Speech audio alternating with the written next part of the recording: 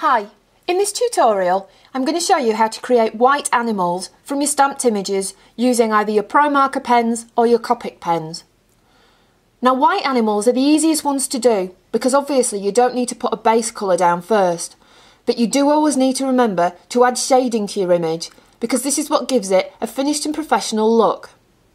Now where do you add the shading? Basically you add it where it would happen in real life, so you add it underneath parts of the body and slightly up the side, anywhere that would be slightly darker or more shaded in real life. So let's begin. Firstly, you need to stamp your image.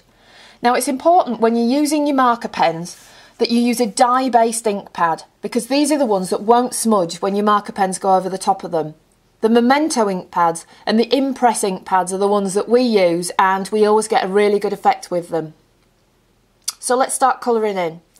Now if you're using the Promarkers, you need Ice Grey 1 to put the shading on a white animal. If you're using the Copic Chow pens, you need C1 to do this. Now I'm going to use the Promarkers, but if you're using the Copics, just do exactly what I'm doing and you will get just the same effect. So let's put some shading in. I'm just going to start by putting a bit of shading underneath each ear, where it would happen in real life, and then running a little bit of a line down the side of his face. Now don't worry if this seems quite dark, because when the colours dry they end up a lot paler, and so you'll be pleased with the effect even if you think it's a bit dark now. It won't be once the colours are dry. I'm putting a little bit under his arm there where it would be shaded, a bit under his tummy where his head would be cast in a shadow, and then under the arm there, and then down under his tummy and under his feet. Also remember, put a bit of shadow in between his toes because that creates a nice 3D effect. Now don't worry about blending these. It does really work well if you blend them, and if you are quite confident you can try.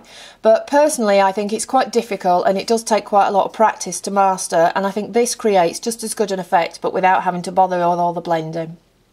So that is basically your shading added to your rabbit. Now I'm just going to add a little bit of pink on his nose and his feet just to bring the image to life a little bit more.